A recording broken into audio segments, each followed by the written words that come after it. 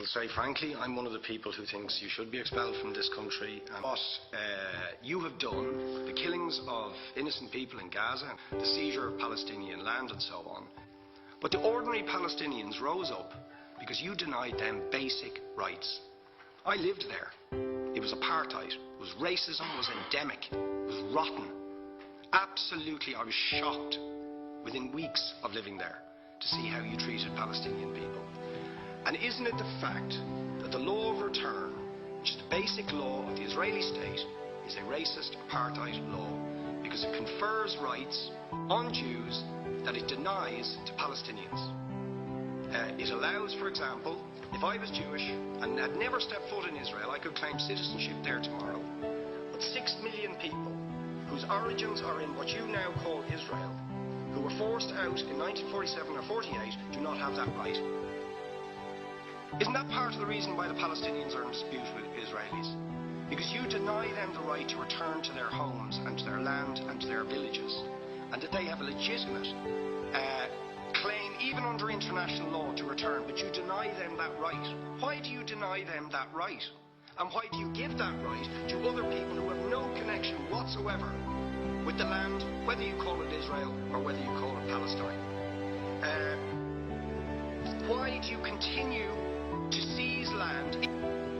Why do you continue to seize land if you're serious about a two-state solution?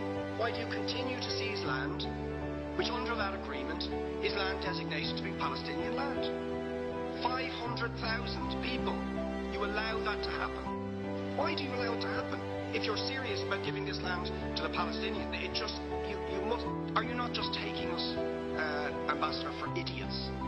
That you can say with a straight face, we're serious about peace, but while we're serious about peace, we're going to seize Palestinian land. Now you know what the Palestinian people have been asking for. Far less even than some people would ask for, because I believe the whole apartheid system should be dismantled. But what they've asked for is to lift the siege of Gaza.